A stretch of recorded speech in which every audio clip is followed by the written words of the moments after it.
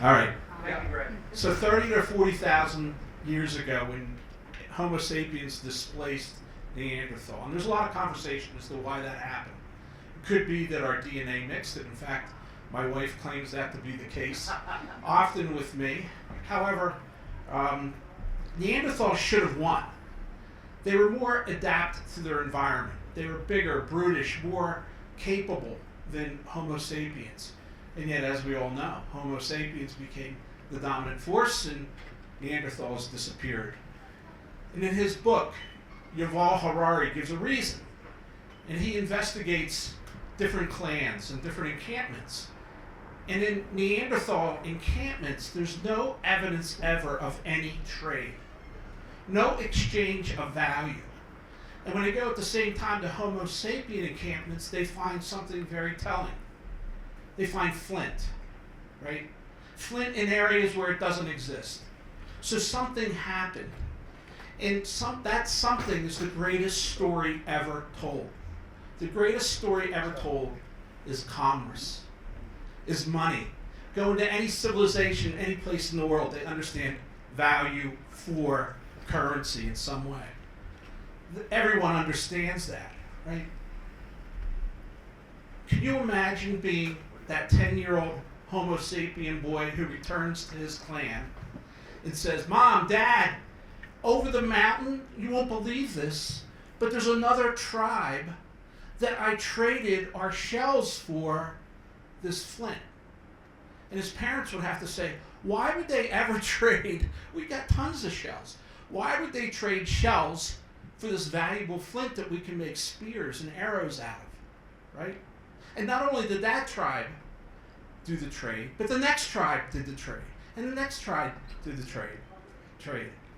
And flint moved hundreds of miles because of that.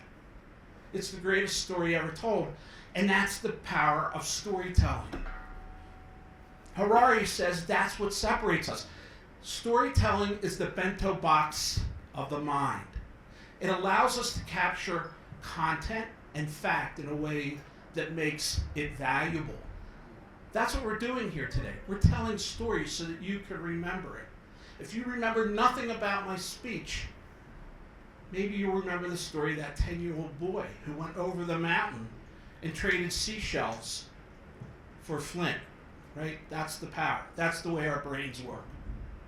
So here's the real conundrum with AI. What happens when machines now can tell the narrative, can tell the story, sometimes exclusive of us? In my firm, Gregory, we've built digital twins of CEOs. We've filled it with RAG, with information from presentations they give, and articles they give, and interviews that they do with us. And after a 10-minute interview, it can turn out flawless copy against that digital twin.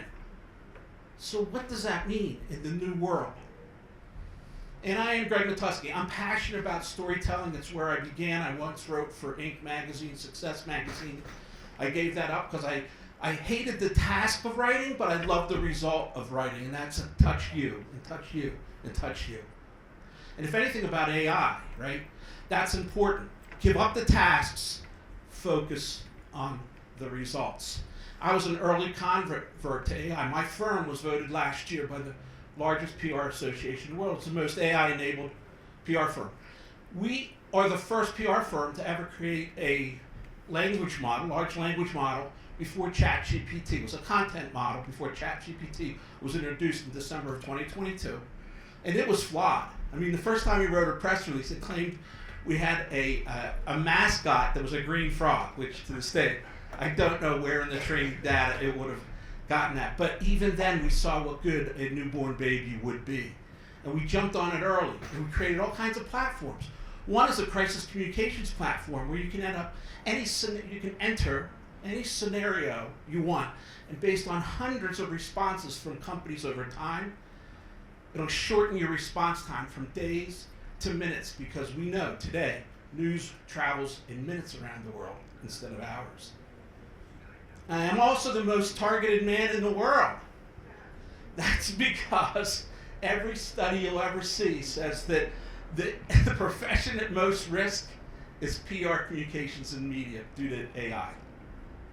Right? That's every list. Can you imagine? I have 140 employees. I have to keep them motivated.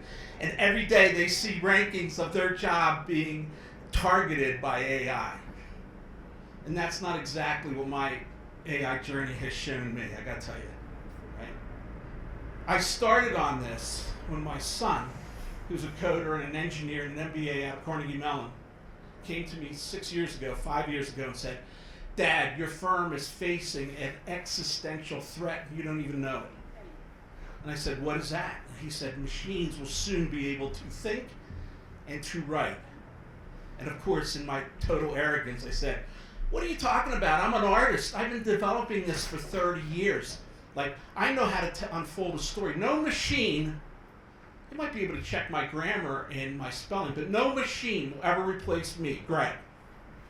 But we sat down and we started the process where we entered into a database back then, every kind of content we develop as a communications firm and what questions would have to be answered.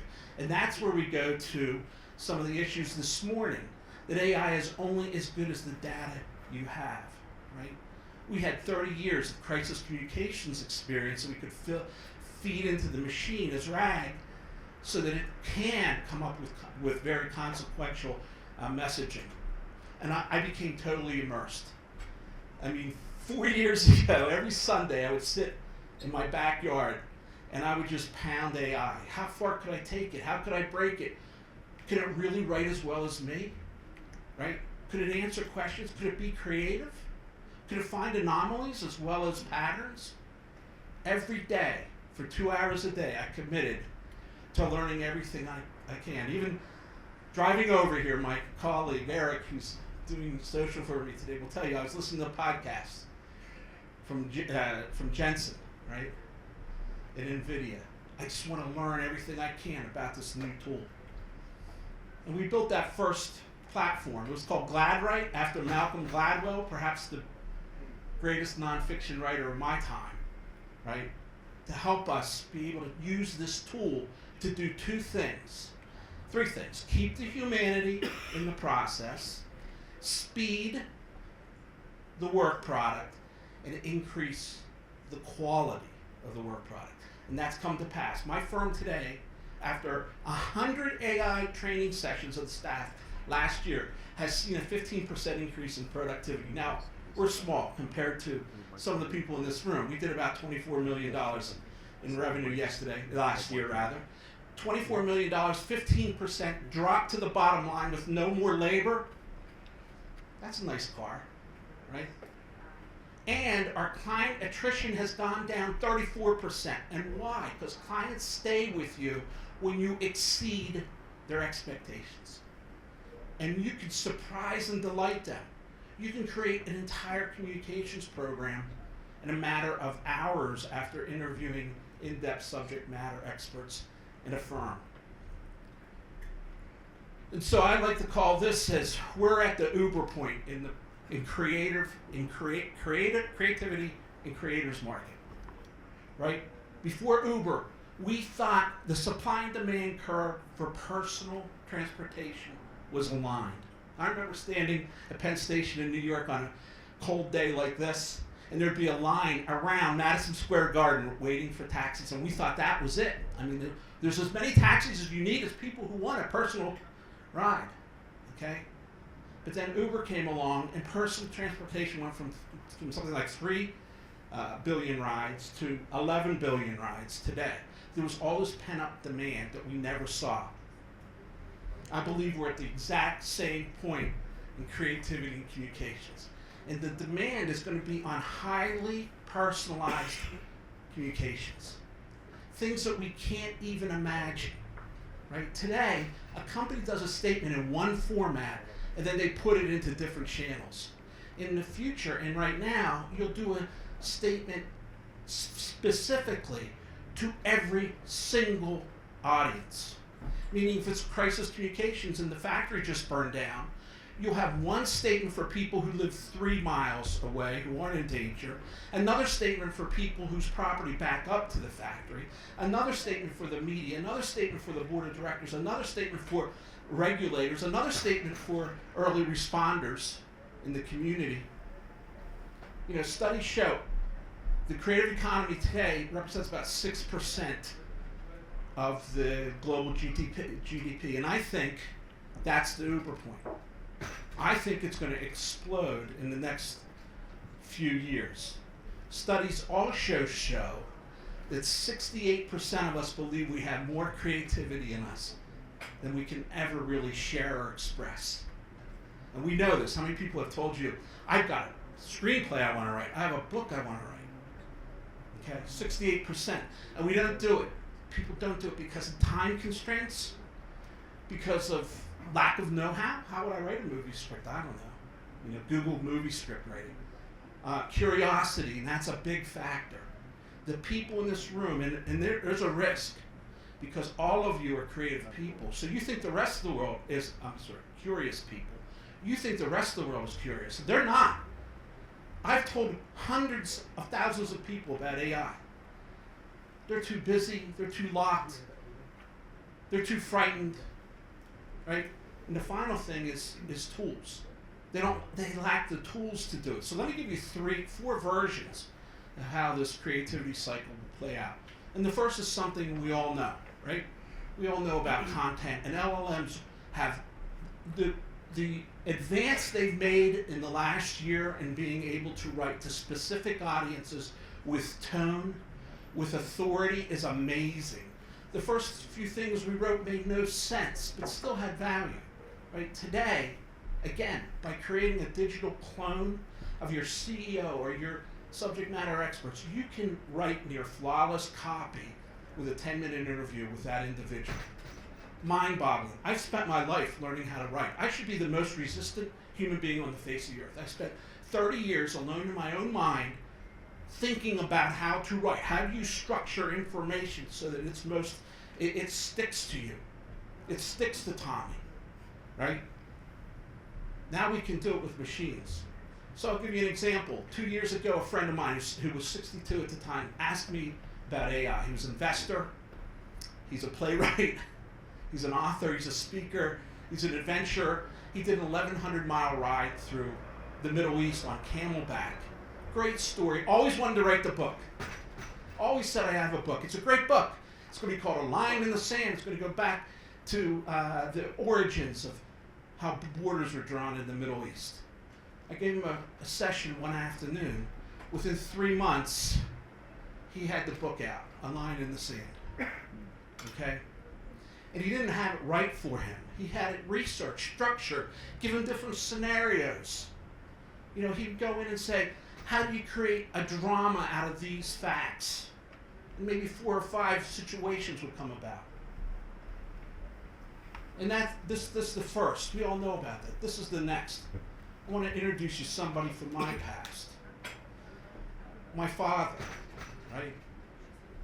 My father lived a life that was the entire spectrum of the 20th century, right? He was born into the Depression in a coal mining town, destined to live his life toiling under a 3-foot coal seam in Clearfield, Pennsylvania.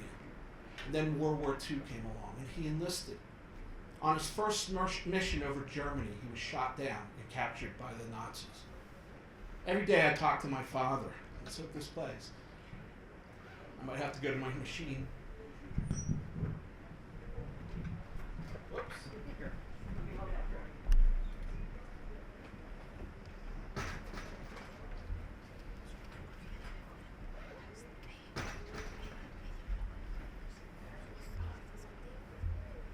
The video's dropped out.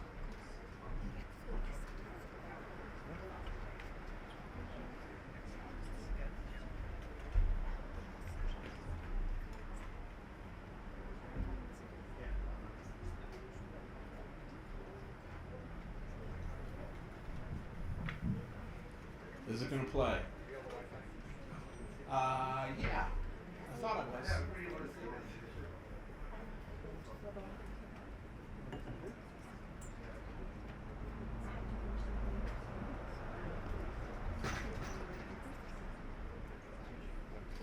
me try.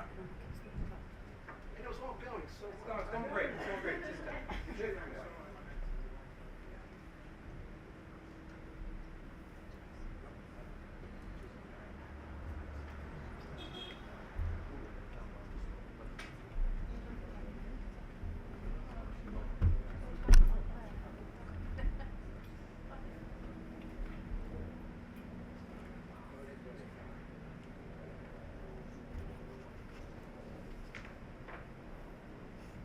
So this is going to show you. I'm sorry.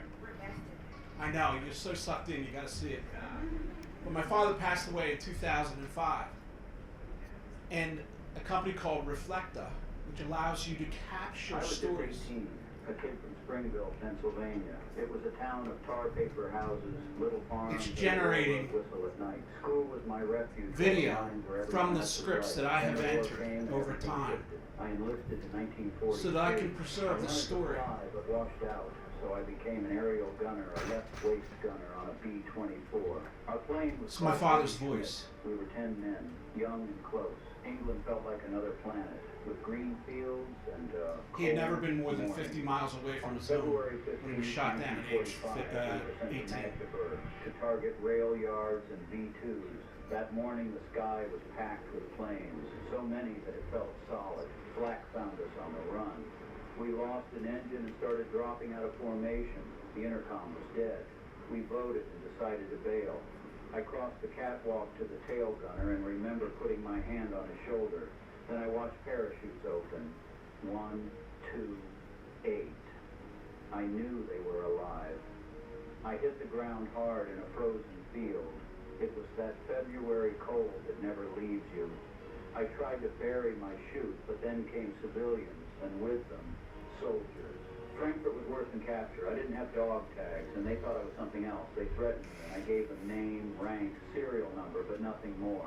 Moosburg came after. It was crowded, and we were hungry and cold. We survived on routine, on sharing, on stories. On April 29th, 1945, tanks came in, and the guards disappeared. Freedom felt quiet and almost unreal. They kept us disciplined, so we didn't die celebrating. On June 14th, 1945, I remember seeing the Statue of Liberty through the fog.